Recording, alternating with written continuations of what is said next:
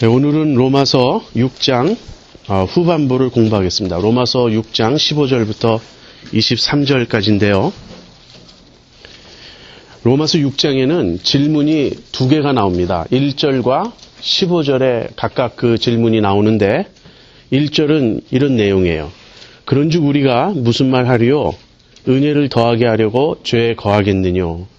그리고 15절은 그런즉 어찌하리요? 우리가 법 아래 있지 아니하고 은혜 아래 있으니 죄를 지으리요. 이 두 질문에 대한 바울의 답은 공이 결코 그럴 수 없느니라 하는 강한 부정입니다. 근데 이 두 질문은 조금 형태를 달리하긴 하지만 본질적으로는 같은 질문이에요.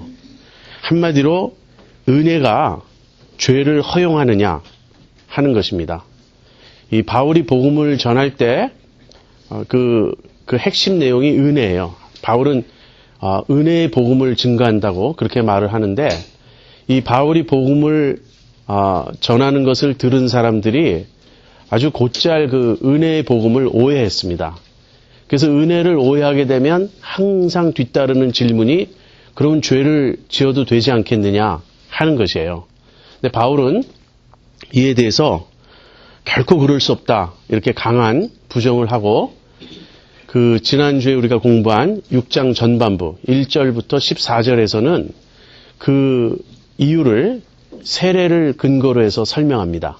그래서 6장 1절부터 14절을 이해하는 열쇠는 세례예요.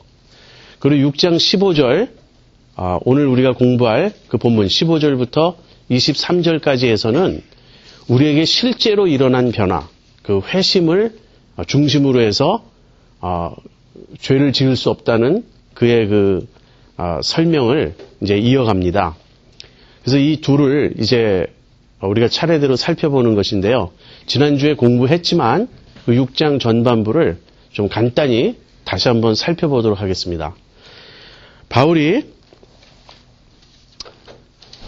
은혜를 더하게 하려고 죄에 거하겠느뇨? 라는 그 바울의 그 대적들의 그 질문을 스스로 던지고 그에 대해서 대답을 합니다. 결코 그럴 수 없다. 이렇게 대답을 하고 그 이유를 설명하는데 왜 우리가 죄에 거할 수 없는가? 거기에 대해서 바울의 첫 번째 대답은 우리가 죄에 대해서 죽었기 때문이다 하는 것이에요. 근데 우리가 어떻게 죄에 대해서 죽게 되었는가? 그것은 그리스도와의 연합을 통해서라는 거죠. 우리가 예수님을 믿으면 그리스도의 이름으로 세례를 받죠. 우리가 예수님을 믿고 그리스도의 이름으로 세례를 받는 것은 곧 그리스도와 합하여 연합하는 것을 의미합니다. 우리가 세례 받는다는 말은 성령께서 우리를 그리스도와 하나 되게 하신 그 일을 외적으로 증거하는 표시예요. 그래서 우리가 물 세례를 받는다는 것은 실상 그 이전에 성령 세례를 받은 것을 증거하는 것입니다. 아무튼 우리가 예수님을 믿을 때 성령께서는 우리를 그리스도와 하나가 되게 하세요. 그리스도와 연합하게 하세요. 그런데 우리가 그리스도와 연합한다는 말은 그리스도의 죽음과 부활과 함께 연합하는 거예요. 그래서 그리스도의 죽음과 부활에 우리가 동참하는 결과가 됩니다.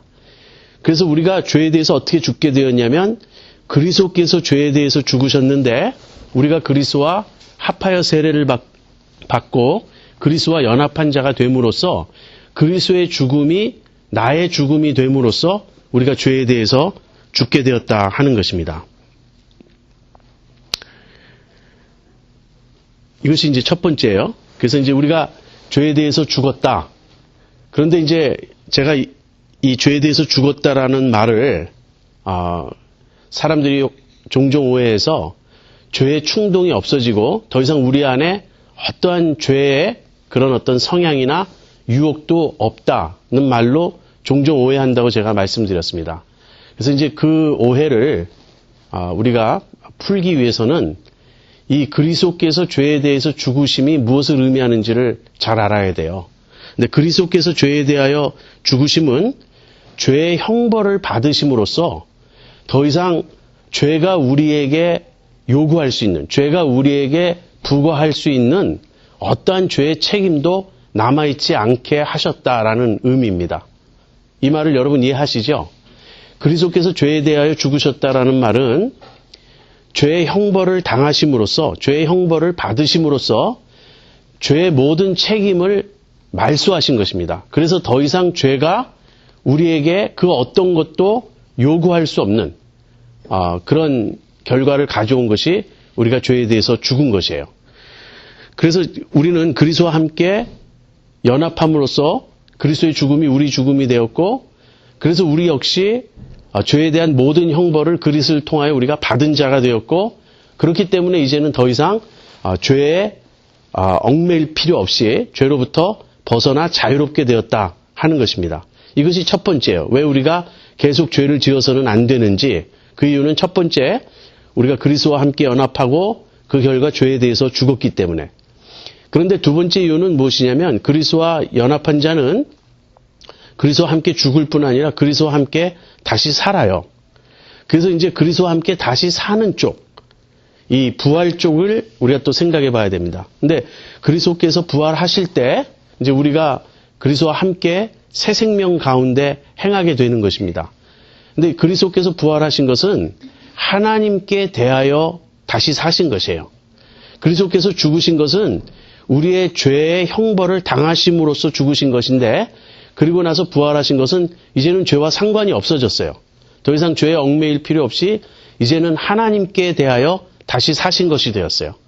그러니까 우리가 그리스도와 연합하여 그리스도의 부활에 동참한다면 이제는 하나님께 대하여 산 자가 되었다라는 뜻입니다. 바로 이 두 가지예요. 세례는 우리가 그리스도와 연합함을 보여주는데, 우리가 그리스도와 연합했다는 말은 죄에 대해서는 죽고 하나님께 대해서는 산 자가 되었다. 그것을 보여줍니다. 바울은 우리가 이러한 사실을 알 것을 요구하고 있어요. 너희가 알지 못하느냐? 우리가 알거니와? 이렇게. 무슨 말입니까? 이것은 우리가 예수님을 믿을 때 우리에게 일어나는 일이고, 그것은 우리가 복음을 듣고 깨달을 때 그 안에 포함된 내용이에요. 이것은 우리가 경험적으로 어떤 우리의 느낌을 통해서 아는 것이 아니고 하나님이 우리에게 그렇다고 선언해 주신 것입니다.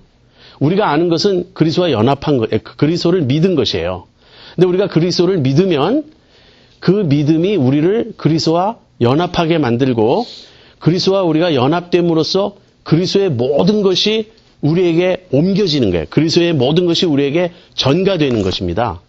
우리의 모든 것은 그리스도에게로 전가되고요. 그리스도께서 우리의 죄를 담당하셨기 때문에. 그래서 이제는 우리가 그리스도의 신분에 동참하게 된 것이에요. 이러한 변화, 즉 이 세례로 말미암은 변화는 그 초점이 어디에 있냐면 우리의 신분이 바뀐 데 있습니다.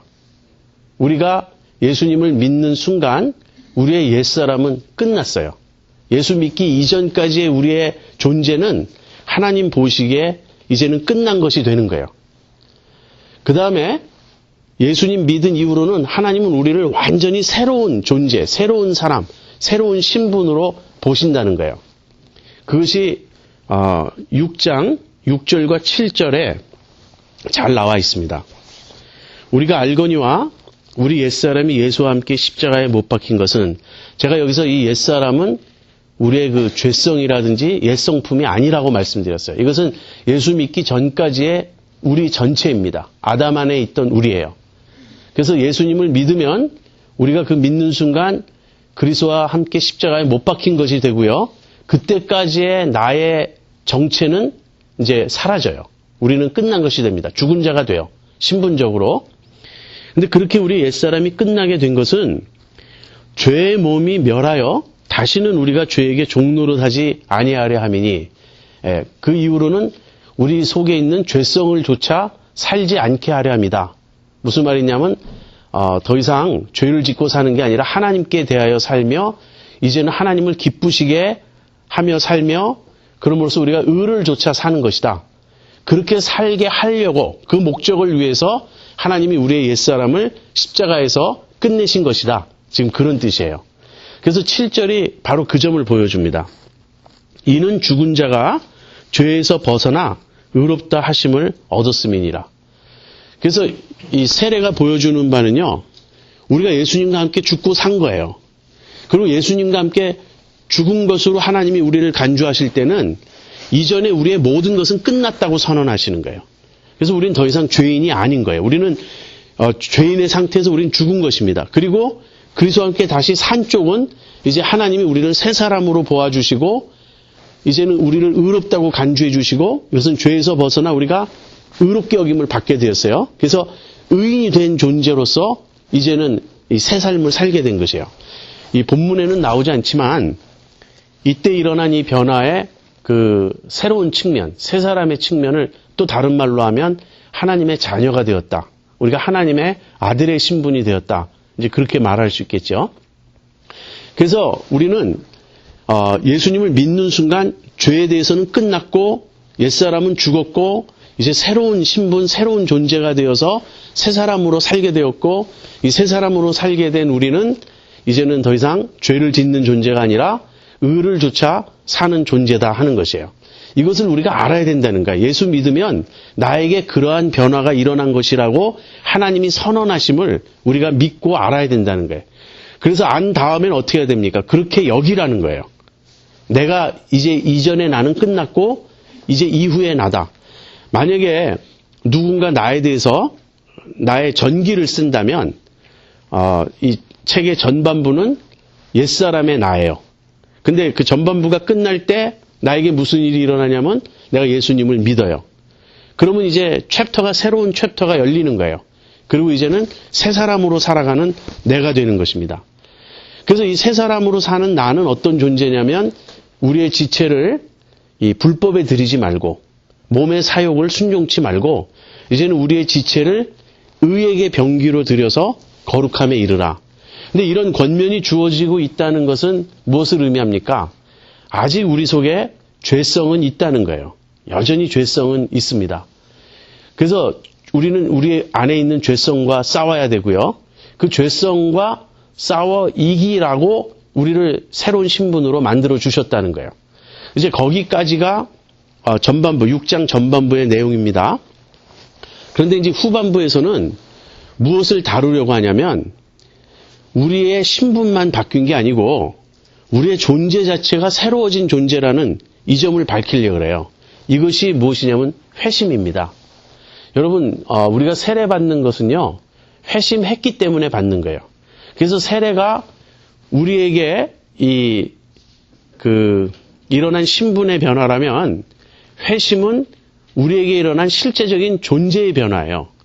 그런데 회심에서 일어나는 핵심 사항이 무엇이죠? 회심 때 일어나는 핵심 사항은 우리가 죄의 소나기에서 빠져나와서 이제는 의에게 이렇게 속한 의에게 사로잡힌 존재가 되는 것입니다. 근데 우리가 죄의 소나기에서 벗어나는 것, 이것이 사실 회개예요. 이거 좀 이따 설명하겠습니다. 그런데 우리가 죄의 소나기에서 벗어났다 해도 제가 누차 강조하듯이 우리 안에는 여전히 죄성이 남아 있어요. 그래서 그 죄성과 싸워야 됩니다. 그러나 우리는 이 죄의 소나기에서 벗어나 이제는 의에게 사로잡히는 새로운 본성을 회심을 통해서 갖게 되었어요. 그래서 우리 안에는 두 가지 성품이 있다고 제가 말씀드렸어요. 죄성도 있고 이제 주님에게 순종하고자 하는 의를 좇고자 하는 새로운 성품도 우리에게 주어졌다고. 그런데 이 중에 어느 것이 우리의 보다 더 근본적인 본성일까요? 바울은 이 새로운 성품이 우리의 진짜 본성이라는 거예요. 여러분, 예수 믿는 사람들도 죄를 지어요. 근데 그것은 본성을 거스리는 행동입니다. 우리가 죄를 지을 때 예수 믿는 사람도 죄를 지을 수 있지만 그것은 본성을 거스리는 행동으로서요. 대단히 불편하고 어딘가 맞지 않는 그런 느낌을 주는 것이 옳아요. 이제 그런 부분에 대해서 이제 조금 이따 설명하도록 하겠습니다. 그래서 이제 6장 후반부는 이제 회심을 통해서 우리에게 일어난 변화를 설명함으로써 더 이상 우리가 죄를 지을 수 없다는 또는 지어서는 안 된다는 그 점을 이제 바울이 강조합니다. 이제 15절부터 차례대로 보도록 하겠습니다. 그런즉 어찌하리요? 우리가 법 아래 있지 아니하고 은혜 아래 있으니 죄를 지으리요. 여기서 우리가 법 아래 있지 아니하고 은혜 아래 있다는 말이 나오는데요. 이것은 14절에서 이어지는 것입니다. 14절 보세요. 죄가 너희를 주관치 못하리니 이는 너희가 법 아래 있지 아니하고 은혜 아래 있음이니라. 이게 무슨 말이죠? 죄가 너희를 주관치 못하리니 이는 너희가 법 아래 있지 아니하고 은혜 아래 있음이니라. 이 말은 이런 말입니다. 우리가 법 아래에 있으면요. 다시 말하면 율법 아래에 있으면 우리가 죄를 지을 때 율법이 우리를 정죄합니다. 그러니까 우리가 법 아래에 있으면 율법 아래에 있으면 우리가 죄를 지으면 율법이 우리를 정죄하고 그래서 우리가 죄인이 되고 그래서 죄가 우리를 주관하는 거예요. 우리가 율법 아래에 있을 때는 우리는 죄인이 된다는 말이에요. 한마디로 얘기하면 우리가 율법 아래에 있으면 우리는 율법의 정죄를 받게 되고 죄인이 되고 그래서 우리는 죄의 권세에 휘둘리게 돼요. 그런데 만약에 우리가 법 아래에 있지 않다면 무슨 말입니까? 법 아래에 있지 않고 은혜 아래에 있다면 무슨 말이냐면 우리가 죄를 지어도 더 이상 정죄가 없다는 말이에요. 이게 우리가 법 아래에 있지 않고 은혜 아래에 있다는 말입니다. 굉장히 놀라운 말이죠. 우리가 법 아래에 있지 않고 은혜 아래에 있기 때문에 누가? 우리 그리스도인들이. 우리가 법 아래에 있지 않고 은혜 아래에 있게 되었기 때문에 이제는 우리가 죄를 지어도 정죄가 없고 그래서 더 이상 죄가 우리를 주관할 수 없습니다. 우리가 그리스도인이 되면요. 죄를 지은 이후에도 죄를 지어도 더 이상 우리가 죄인이 아니에요. 우리가 더 이상 정죄가 없어요. 그게 8장 1절이 가르치는 바입니다. 그러므로 이제 그리스도 예수 안에 있는 자에게는 결코 정죄함이 없나니. 사실 이런 말은 믿어지지가 않는 말이에요. 내가 죄를 지어도 더 이상 내가 정죄받지 않는다. 그리스도 안에 있으면. 너무나 놀랍죠. 그래서 반드시 뒤따르는 반론이 그러면 죄를 지어도 되지 않느냐. 꼭 이 질문이 뒤따르는 거예요. 근데 그것을 전반부에서는 세례로 우리의 신분이 바뀌었고 우리가 하나님이 우리의 신분을 바꿔주신 목적이 무엇인지를 설명함으로써 이제 전반부에서는 그 내용을 다루었고요. 이제 후반부에서는 또 다른 측면에서 그 설명을 합니다. 근데 이제 이 법 아래 있지 않다는 말을 조금만 더 설명하겠어요. 왜 우리가 법 아래 있지 않게 되었을까요? 그것 역시 그리스도와 함께 율법에 대하여 죽게 되었기 때문이에요. 그러니까 우리가 그리스도와 연합할 때 그리스도의 십자가가 나의 십자가가 되고 그리스도의 십자가가 나의 십자가가 되면 우리는 죄에 대해서도 죽은 자가 되고 율법에 대해서도 죽은 자가 됩니다. 이 율법에 대해서 죽었다는 말은 그 의미는 7장에서 이제 더 자세히 설명이 돼요. 거기 가서 제가 더 설명하겠습니다. 근데 간단하게 이런 의미입니다. 우리가 율법의 형벌을 다 받았어요. 율법의 정죄를 받았고 율법의 형벌을 다 받았어요. 그렇기 때문에 더 이상 우리가 율법에게 빚진 게 없어요. 왜냐하면 율법의 형벌을 다 받았기 때문에. 어떻게? 그리스도께서 십자가에서 죽으신 그 죽음이 나의 죽음이 되므로. 그래서 우리가 예수 믿은 이후에 죄를 지을 때 그 죄가 정죄받지 않는 이유는요. 그 죄가 죄가 되지 않는다는 말이 아니라 그 죄에 대해서 우리는 이미 값을 다 치루었다는 의미입니다. 그래서 이제 우리가 법 아래 있지 않다는 말이에요. 근데 법 아래 있지 않다는 말은 율법의 정죄에서 벗어났다는 말이지만 율법을 지킬 의무가 없어졌다는 말은 아니에요. 그것을 오해하시면 안 됩니다. 그것이 로마서 8장 4절에 나오는 거예요. 이제는 영을 조차 행하는 우리로 하여금 의의, 그러니까 율법의 요구를 이루게 하려 하심이라. 그렇게 말씀합니다. 그래서 실제로 예수 믿고 난 우리는 율법을 조차 살아요. 무엇 때문에? 성령 때문에, 우리에게 주신 성령 때문에 우리가 율법을 조차 살게 됩니다. 그런데 그것은 성령께서 율법을 지킬 힘을 주시기 때문이고요. 율법의 정죄에서는 우리가 완전히 벗어난 거예요. 그래서 우리가 법 아래 있지 않다는 말을 율법의 정죄에서 벗어났다라는 말로 이해를 하시고요. 율법을 지킬 아무런 의무도 없다. 이 말은 결코 아니에요. 율법은 영원합니다.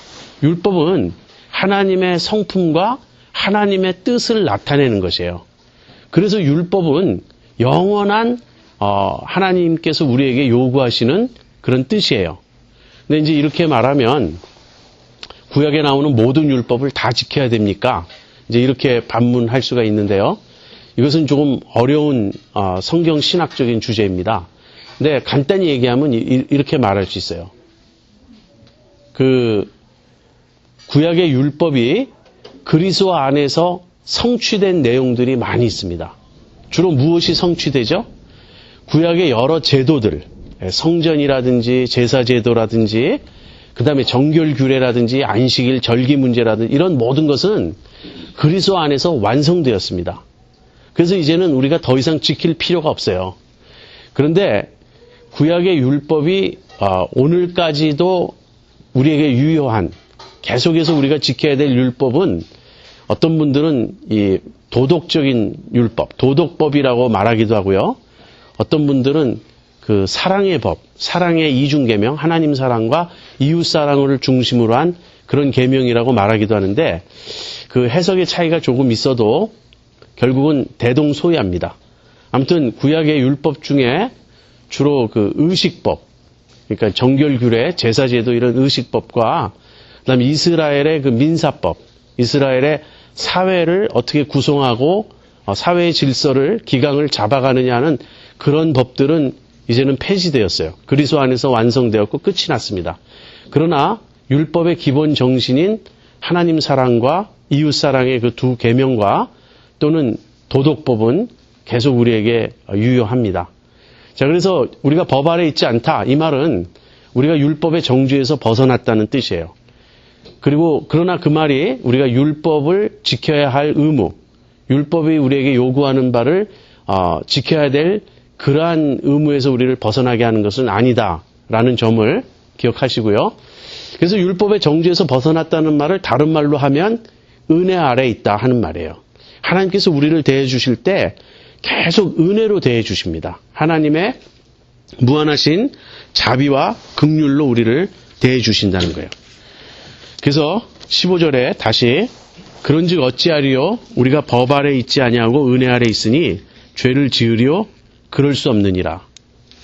그 다음에 이제 16절을 보세요. 16절에서 그럴 수 없는 일반적인 원리를 설명합니다.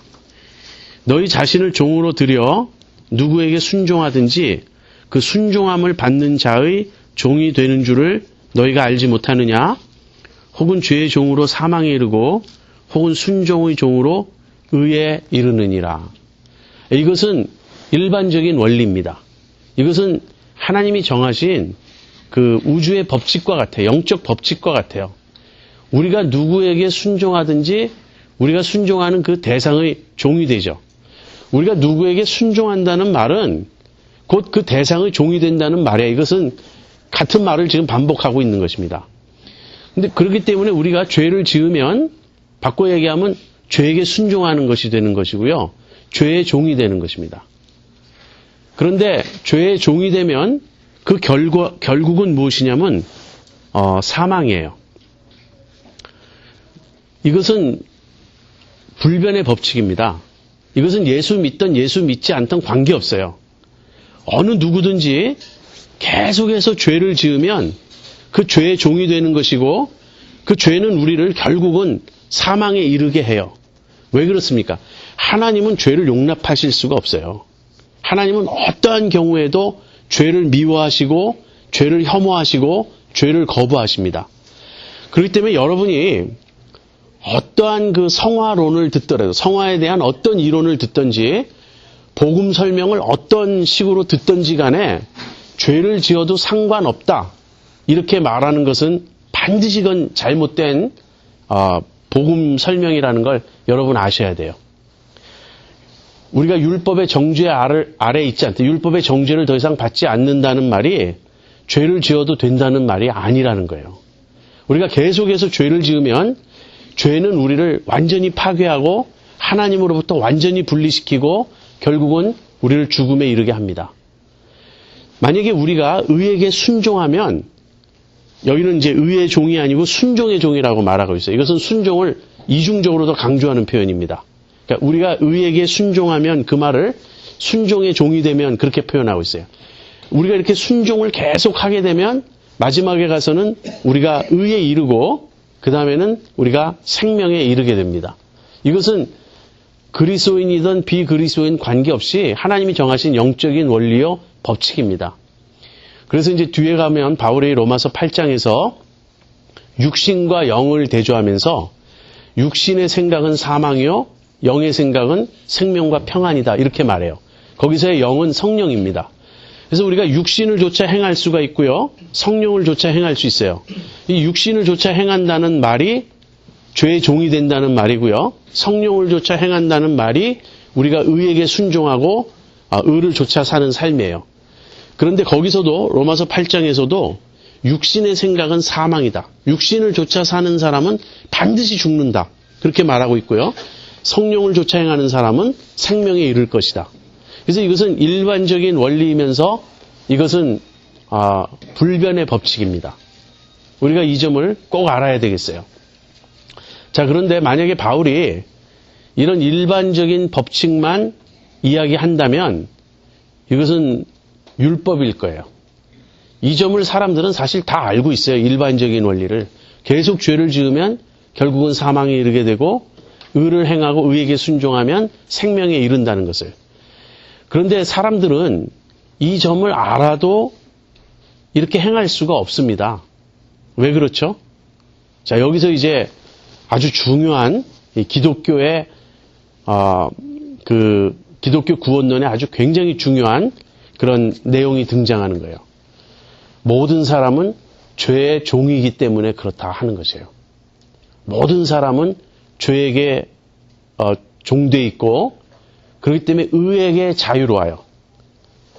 그러니까 죄에게 종돼 있다는 말은 죄에 사로잡혀 있다는 말이에요.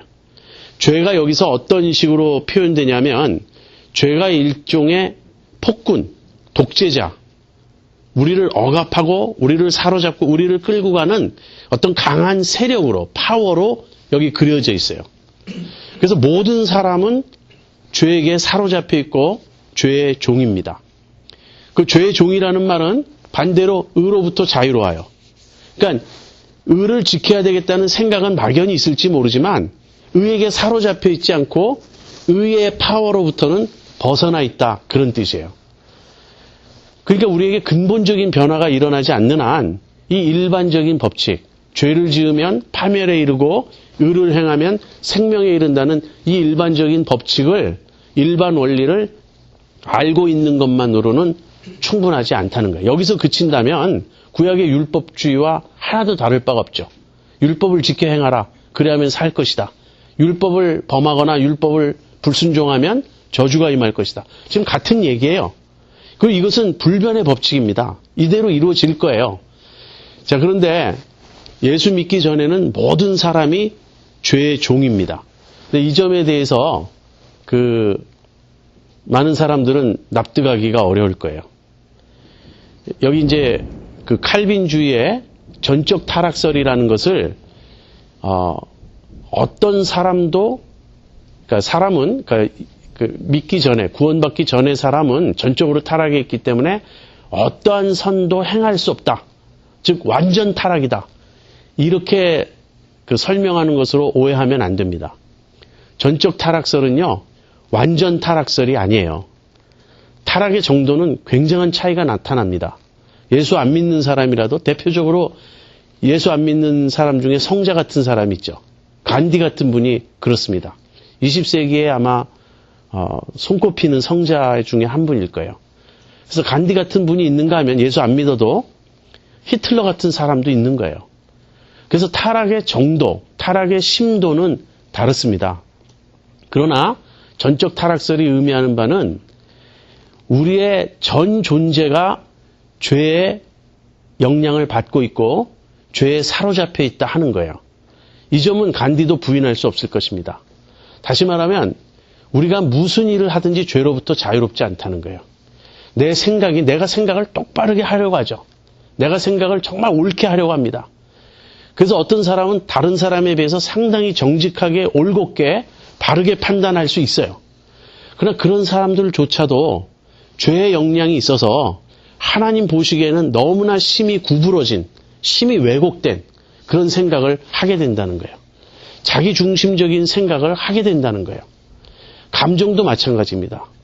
여러분 자신의 감정의 변화를 한번 주시해서 한번 살펴보세요.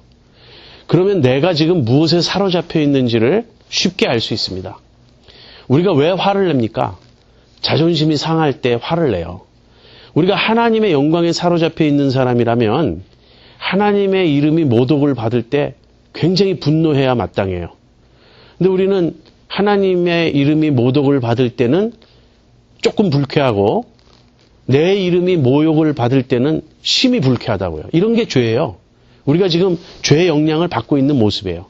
내 생각도 죄의 영향을 받고 있고 내 감정도 죄의 영향을 받고 있고 여러분 우리의 언어가 얼마나 사실은 간교합니까? 우리가 아주 정직하게 말하려고 한다고 하지만 내 언어를 곰곰이 따져보면요. 굉장히 거기에 죄의 영향이 나타나요. 또 내 뜻, 내가 끊임없이 추구하는 그런 어떤 나의 의지, 나의 소원. 그래서 인격의 전체 부분에 전 영역에 죄의 영향이 있고요. 죄의 흔적이 있고 죄에 사로잡혀 있다는 거예요. 이것이 죄의 종이라는 의미입니다. 일반 도덕의 원리들을 우리가 못 지킨다는 뜻이 결코 아니고요. 그런 걸 지킴에도 불구하고 온전히 죄로부터 자유로울 수 없다.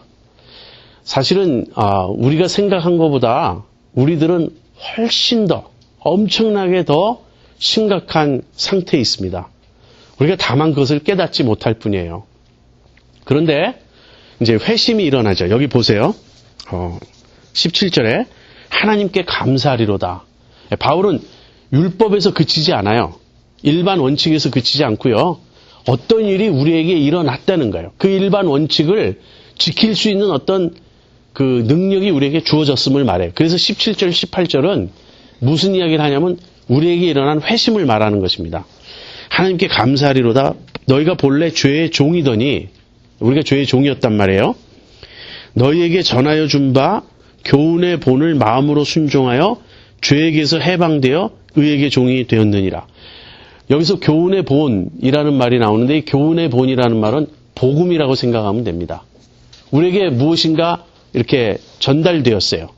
그래서 우리가 그걸 들었어요. 그게 무엇이냐면 복음입니다. 그런데 여기 왜 본이라는 단어, 교훈의 본이라는 단어를 쓰냐면 복음이 그냥 두서 없이 그냥 막 이런저런 말로 막 전해지는 게 아니라 사도들에 의해서 복음의 형태가 정해져 있다. 복음이 정형화되어 있다. 아마 그런 뜻일 겁니다.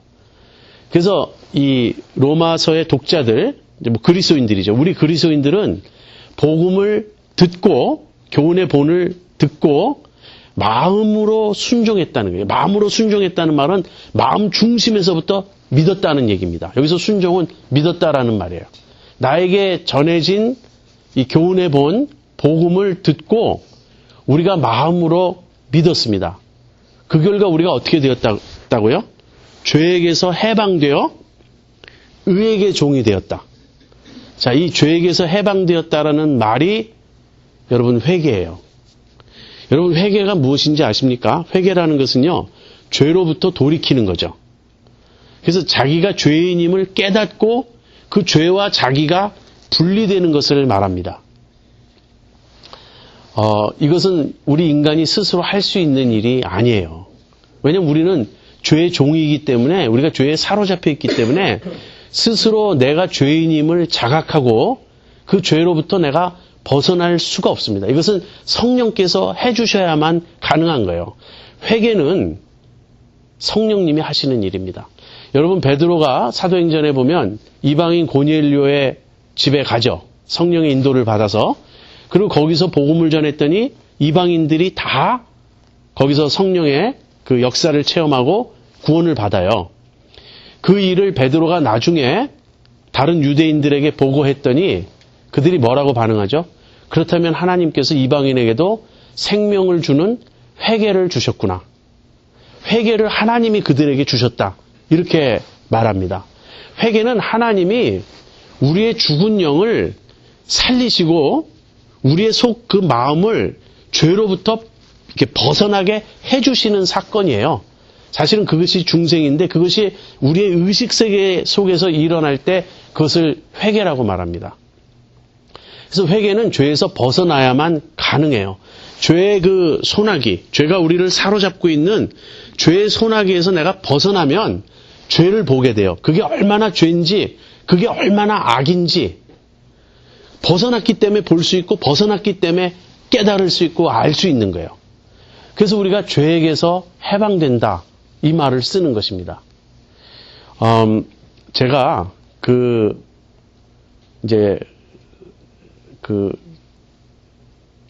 참 마음이 굉장히 힘들고 괴로울 때가 있어요. 근데 어떤 때냐면 너무나 큰 악을 저지른 사람들이 그 악을 전혀 회개하지 않는 모습을 볼 때 절망감이 들어요. 우리 인간이 얼마나 악한가. 여러분, 신문지상에 여러 그 범죄자들의 이야기가 나오죠. 근데 거의 대부분 변명합니다. 그리고 자기는 죄가 없다고 말하거나 죄가 있어도 정상 참작을 해달라고 말해요. 여러분, 진정한 회개는 이런 것이에요.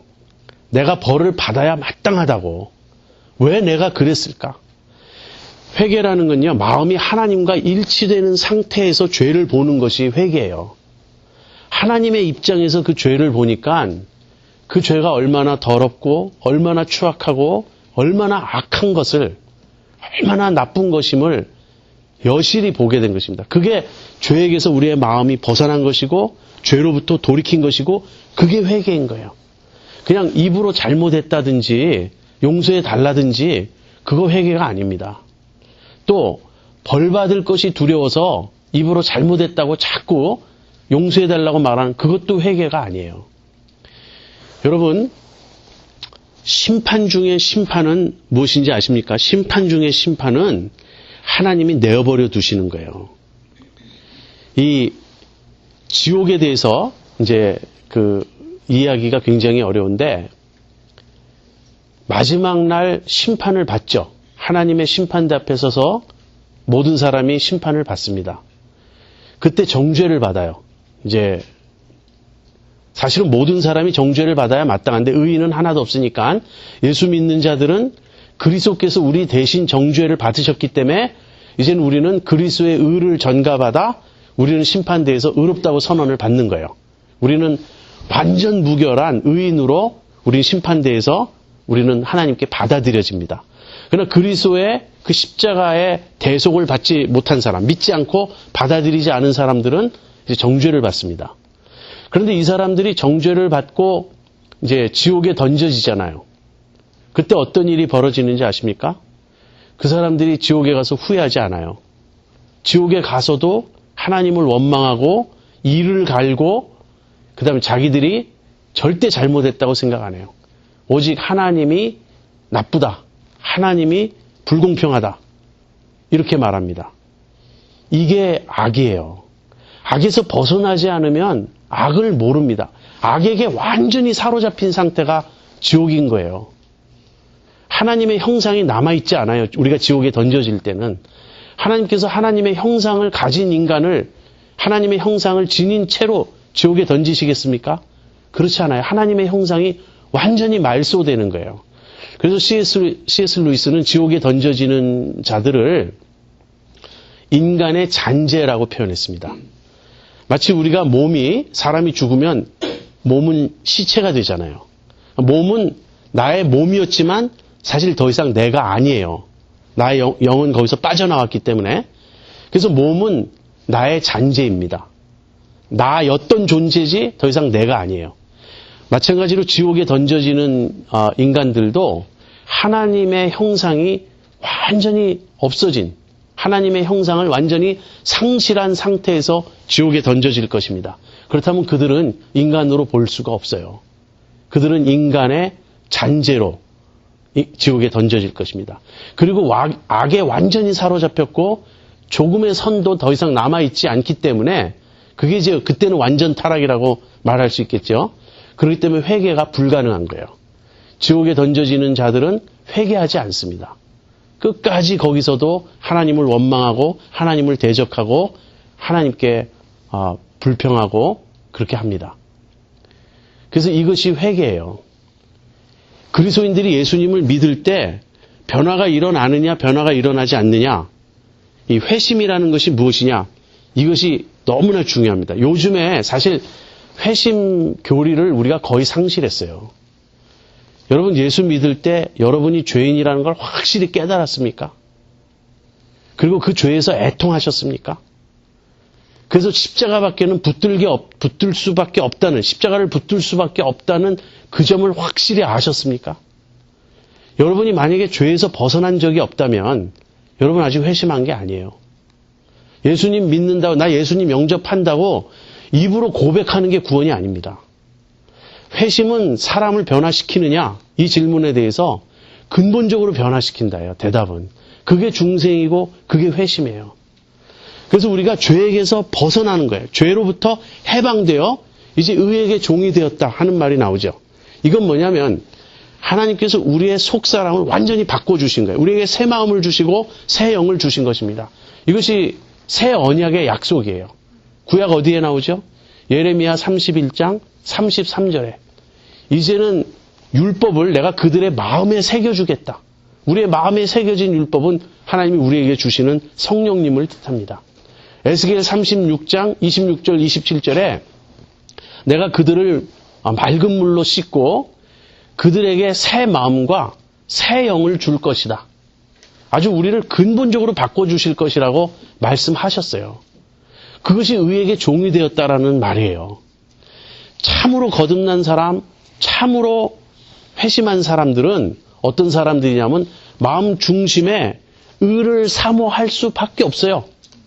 의에 줄이고 목마를 수밖에 없어요. 내가 의를 행해야 된다는 그 의식이 우리를 사로잡고 있어요. 이것이 진정한 변화예요. 이것은 완전하다는 뜻은 아닙니다. 마치 어린아이가 태어나듯이 근본적인 변화는 경험했지만 우리의 믿음의 성장과 성숙에 따라서 그 성향이 이제 더 뚜렷이 더 강하게 확실히 드러나게 될 것입니다. 그러나 그 변화는 일어난 거예요. 그것이 회심입니다. 회개하는 거예요. 죄로부터 벗어나고 죄를 깨닫고 정말 이 죄가 얼마나 악한 것인지를 알고 주님 앞에 토해놓는 거예요. 주님 앞에 인정하는 거예요. 그렇게 인정하는 사람들은 그 죄에서 자기가 이제는 다시는 그 죄를 짓고 싶지 않다는, 죄를 짓지 않겠습니다라는 그런 의지의 변화가 일어난 거예요. 이제는 순종하겠습니다. 주님 뜻대로 살겠습니다. 왜 예수 믿는데 안 변화되죠? 대답은요, 예수 안 믿었다예요. 예수님 영접하는 게 믿는 거 아니에요. 그 말로 영접한다고. 진짜 믿어야 돼요. 그래서 제가 오늘 한국교회가 아니라 오늘 그냥 교회, 미국 교회도 마찬가지인데 교회들의 가장 큰 문제는 회심하지 않은 사람이 너무나 교회에 많다는 것이에요. 여러분 한 사람 한 사람 회심하셨습니까? 회심하지 않은 사람은 믿음이 없는가? 믿음이 있어요. 어떤 믿음이 있는가? 하나님도 믿고 예수님도 믿고 교회 생활도 열심히 할 수 있어요. 그러나 마음 중심에 자기의 죄를 미워하고 자기가 얼마나 하나님 앞에서 악한 존재였는가를 깨닫고 인정하지 못해요. 자존심이 시퍼렇게 살아서 늘 교회 나오면서 자기 자존심 주장하고 다른 사람 비판하고 그렇습니다. 정말 회심한 사람은 그럴 수 없어요. 어떻게 그럽니까? 내가 죄인인데. 그리고 정말 회심한 사람은 삶의 가치관이 바뀌고 소원이 바뀌고 의지의 방향이 바뀌어요. 그래서 우리가 의에게 종이 되었다. 너희에게 전하여 준 바 그 교훈의 본을 마음으로 순종하여 마음으로 믿어서 이제는 너희가 죄에게서 해방되어 의에게 종이 되었기 때문이다. 그래서 우리는 어쨌든 일반 법칙은 이거죠. 죄의 종이 돼 죄에게 순종하면 죄의 종이 되고 그 결국은 사망에 이릅니다. 그리고 우리가 의에게 순종하면 또는 순종의 종이 되면 그 결국은 의에 이르고 생명에 이릅니다. 그런데 이것이 원칙으로만 우리에게 주어져 봐야 소용이 없어요. 우리가 실제 그렇게 돼야 돼요. 근데 실제 그렇게 되었다고 바울은 말하는 것입니다. 회심해야 된다고 말할 때 그 회개하고 믿는 거예요. 회심은 공식적으로 어떻게 되냐면 회개 플러스 믿음을 회심이라고 합니다. 근데 이 둘은 하나예요. 왜냐하면 하나만 일어나고 다른 것은 일어나지 않을 수 없어요. 회개는 했는데 아직 믿지 않는다. 이럴 수 없고요. 회개하지 않고 믿기만 했다. 이럴 수도 없어요. 그래서 사실 회개와 믿음은 동시적인 일이기 때문에 이것을 회심이라고 말하고요. 회심이 우리의 의식 안에서 내가 그것을 압니다. 내가 회심했는지를 의식 안에서 이루어지는 일이라면 그 회심을 가능케 한 원인은 무엇이냐면 중생이에요. 그래서 중생은 하나님이 하시는 일이고 회심은 그 하나님의 하시는 일의 결과로서 우리가 그것을 경험하며 우리가 하는 일이에요. 그게 회심이에요. 중생과 회심은 어찌 보면 중생과 회심도 동전의 앞뒷면이고요. 회심의 그 두 요소인 회개와 믿음도 동전의 앞뒷면인데 이 모든 것은 동시적인 사건입니다.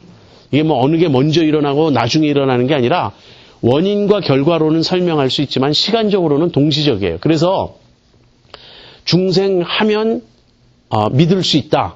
이 말은 맞지만 중생이 곧 믿음이에요. 중생하면서 믿는 거예요.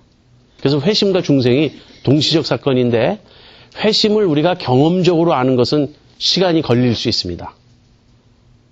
사람에 따라 회심이 아주 급격하게 일어나는 사람이 있고요. 회심이 시간을 두고 점진적으로 이루어지는 것처럼 보일 수 있어요. 그것은 우리의 경험 속에서는 그렇다는 거예요. 그러나 어쨌든 이것이 회심입니다. 근데 회심을 여러분 회심의 모습은 다양할 수 있어요. 이 점도 제가 또 말씀드려야 되겠어요. 어떤 사람들은 굉장한 체험을 하죠. 뭐 부흥회에 참석했든지 또는 무슨 수양회에 갔든지 그 산기도를 갔든지 갑자기 뭐 하나님께서 막 내 죄를 보여주시고 파노라마처럼 뭐 내 일생이 막 확 내 눈앞을 지나가면서 밤새도록 그냥 방바닥을 대굴대굴 구르면서 눈물 콧물 탁 쏟으며 회개했다. 그런 사람들도 있죠. 그런데 아주 평범한 사람이 있어요. 그 대표적인 예는 C.S. 루이스예요.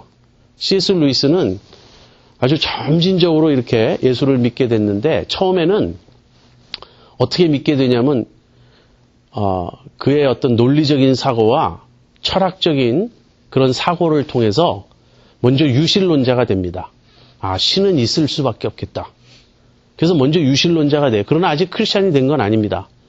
그러다가 거기서 한 걸음 더 나아가 이제 크리스찬이 됩니다. 근데 그 C.S. 루이스가 자기 그 자서전에서 그 Surprised by Joy, 예기치 않은 기쁨이란 책에서 자기가 동물원에 가기 전에는 난 크리스찬이었는데 동물원에 갔다 왔을 때는 크리스찬이 되어 있었다는 거예요. 그 중에 무슨 생각도 하고 그런 일이 있었겠죠. 그러나 그는 점진적으로 하나님께서 그의 회심을 인도해서 어느 순간 정말 너무나 밋밋하게 예수님을 믿게 되었어요. 그래서 외적으로 드러난 경험이 일치하는 건 아니에요. 경험은 다양합니다. 존 스타트 목사님도 그 기독교의 기본 진리라는 책에서 그렇게 말해요. 청소년 때, 고등학생 때 자기 침대 옆에서 예수님을 영접해요. 그리고 예수님 믿겠다 그러고 자신의 그 죄를 인정하고 고백하고 회개하고 예수님 믿습니다. 그 다음날 아침 일어났을 때 별 다른 느낌이 없었어요.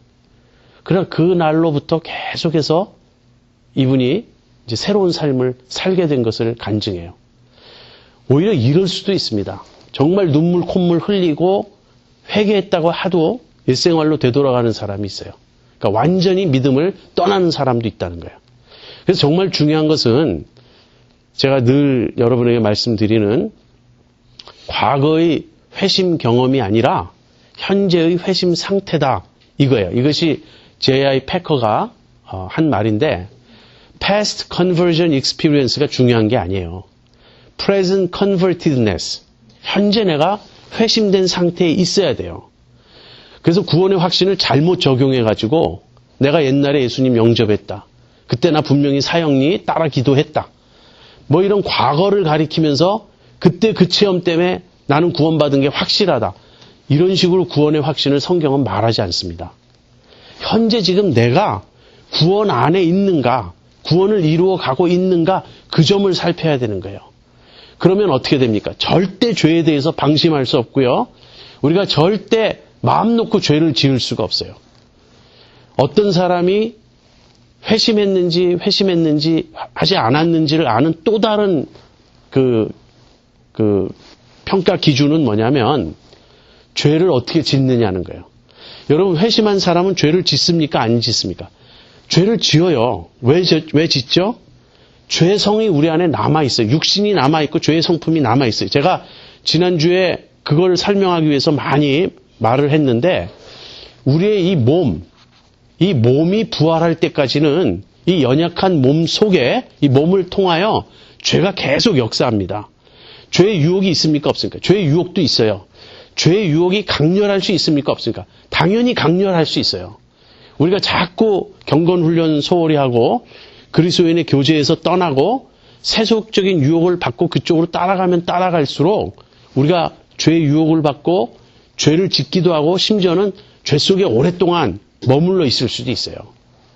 그러나 이것은 본성을 거스리는 행위이기 때문에 그렇게 죄를 짓는 사람의 마음에는 대단한 불편함과 성령의 탄식하심과 성령의 근심이 있다는 거예요. 그래서 죄를 죄의식 없이 짓는 사람, 죄를 아주 심상하게 짓고 죄를 편안하게 짓는 사람은 회심하지 않은 거예요. 회심한 사람은 죄를 짓지만 본성에 거슬려 죄를 짓고 그래서 우리가 연약해서 죄를 짓습니다. 그런 사람은 돌이켜요. 반드시 회개하고 반드시 주님 앞으로 돌아옵니다. 만약에 돌아오지 않으면 어떻게 되나요? 또 이상한 구원의 확신론은 그래도 구원을 잃지 않는다고 가르치는데 그렇지 않아요. 그러면 성경의 경고가 다 무의미해져요. 이 주제가 제가 보기에는 이 회심의 진리가 지금 현대교회에 너무나 소홀히 여겨지고 있습니다. 우리 믿음의 조상들, 우리 선조들은 이렇게 믿지 않았습니다. 여러분이 조나단 에드워즈의 책 한번 읽어보세요. 어떤 사람이 크리스천이라고 평가를 하고 있는지. 여러분 칭의 있죠. 믿으면 의롭다함을 받는다. 이 말은 맞아요. 그런데 우리에게 일어나는 이 일은 회심을 통해서 우리가 칭의를 얻는 거예요. 회심이란 것은 진짜 근본적인 변화를 의미해요. 이것은 완성되었다라는 의미가 결코 아닙니다. 이것은 출발했다는 거예요. 그래서 회심한 증거는 뭔가 몇 가지 우리가 들 수 있죠. 회심한 사람은 하나님의 말씀을 사모하게 됩니다. 내가 성경을 읽어도 물론 우리가 성령 충만하지 않으면 성경 읽을 때 지루할 수 있겠죠. 그러나 근본적으로 한 번도 하나님의 말씀을 맛있게 대해본 적이 없다. 나는 지금까지 성경 읽었을 때 늘 졸리기만 했다면 그 말씀이 나에게 살아서 역사한 것이 아니죠. 그럼 어떻게 설명합니까? 회심하지 않은 거예요. 회심한 사람은 반드시 하나님을 찾습니다. 아버지를 찾게 돼 있어요. 아빠를 부르게 되었어요. 왜냐하면 우리가 아들의 영을 받았기 때문에. 그래서 회심한 사람은 기도합니다. 회심한 사람은 말씀을 사모합니다. 회심한 사람은 가치관이 바뀌고요. 회심한 사람은 주님 뜻대로 살고 싶어합니다. 그럼에도 불구하고 우리 안에 남아있는 육신, 죄성이 있어서 우리 넘어지기도 하지만 그때마다 우리는 또다시 회개하고 돌이키고 그래서 점차 성화의 길, 변화의 길을 간다는 거예요. 그게 정상적인 그리스도인의 모습입니다. 그게 이제 17, 18절이었어요. 자, 이제 19절로 가보죠. 19절은 이제 핵심 권면이에요. 이 19절이 위에 6장 12절, 13절과 똑같습니다. 그때도 세례를 말할 때 결론이 결국은 너희 몸을 의의 병기로 들여서 거룩함에 이르라 하는 것이었거든요. 근데 여기도 같은 이야기가 나옵니다. 너희 육신이 연약함으로 내가 사람의 예대로 말하노니 전에 너희가 너희 지체를 부정과 불법에 들여 불법에 이른 것 같이 이제는 너희 지체를 의에게 종으로 들여 거룩함에 이르라. 여기 지체라는 말은요. 우리 몸을 말합니다. members of body예요. 우리 몸의 이 부분들. 그러니까 구체적으로 우리의 몸을 주님을 위해 사용하라. 몸으로 죄 짓지 말라 하는 것입니다. 그런데 이 몸의 중요성은 6장에만 나오지 않고요. 저기 뒤에 가서 로마서 12장 1, 2절에도 나오죠. 1절에 너희 몸을 하나님이 기뻐하시는 거룩한 산제사로 드리라. 그래서 우리 몸은 이 죽을 몸이에요. 이 몸은 연약하고 결국엔 죽을 몸입니다.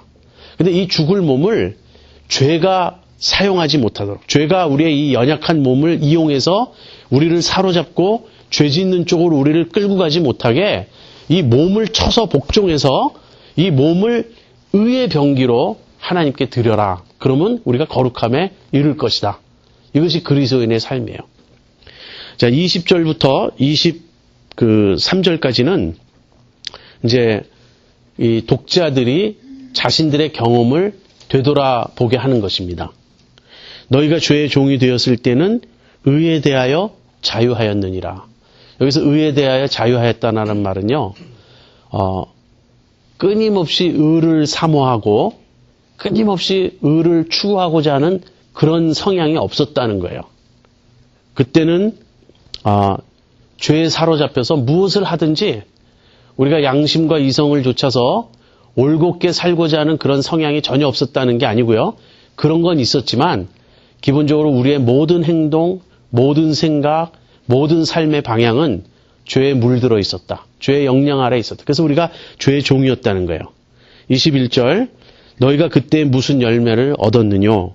이제는 너희가 그 일을 부끄러워하나니 이는 그 마지막이 사망임이니라. 여기 또 회심의 한 증거가 나와요. 회심한 사람들은 옛날에 살던 그 일을 부끄러워해요.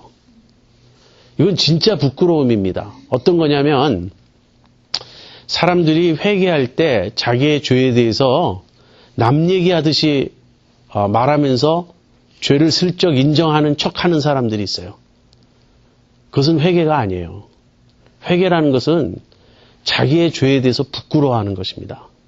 얼마나 부끄러운지 세상에 나 같은 사람은 없을 것이다.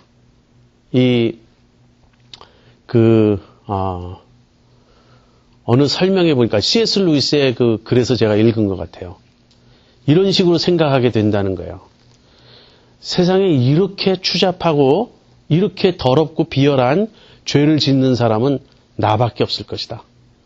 그 어떤 사람도 정상적인 사람, 상식적인 사람이라면 내가 짓는 이 죄, 내가 지은 이 죄, 이런 죄를 짓지는 않을 것이다.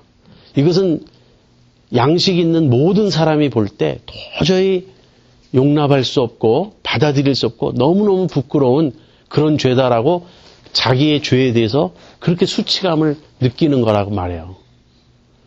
여러분 그런 수치감을 느껴보셨습니까? 여러분이 정말 그런 죄인이라고 느껴보셨습니까? 하나님과 나 단둘이 서는 거예요. 누구하고 비교해서 하나님 내가 뭐 잘한 건 없지만 저 사람보단 내가 좀 낫죠. 또는 뭐 제가 조금 더 잘못한 거 이런 식이 아니에요. 하나님과 나밖에 없고 나는 온 세상에서 내가 제일 더러운 죄인, 내가 제일 악한 죄인이라고 깨닫는 것입니다. 그래서 그때는 그때 일, 과거의 일을 부끄러워하는 거예요. 이것이 회심한 사람이에요. 왜냐하면 부끄러워하는데 이는 그 마지막이 사망임이니라. 내가 예수 믿지 않았다면 나는 끝내 파멸의 길로 갈 수밖에 없었을 것을. 내가 예수 믿기 전에 그렇게 죄의 종으로 살았더라면 내가 어떤 결과를 맞이했을까. 그 생각을 하고 몸서리치고 주님 감사합니다. 그 고백이 나올 수밖에 없는 거죠. 이렇게 회심한 사람이 어떻게 죄를 지을 수 있겠습니까? 연약해서 죄를 지을 수는 있지만 어떻게 죄를 지어도 괜찮다는 그런 생각을 할 수가 있겠습니까? 22절 그러나 이제는 그러니까 21절에 너희가 그때라는 말은 회심하기 이전이고요. 22절에 그러나 이제는 회심한 후입니다.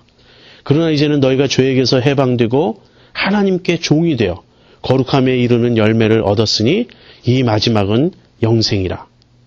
예, 이 말은 여러분 설명 안 해도 다 이해하실 거예요. 지금 the other side를 설명하고 그와 반대되는 사이드를 지금 설명한 겁니다.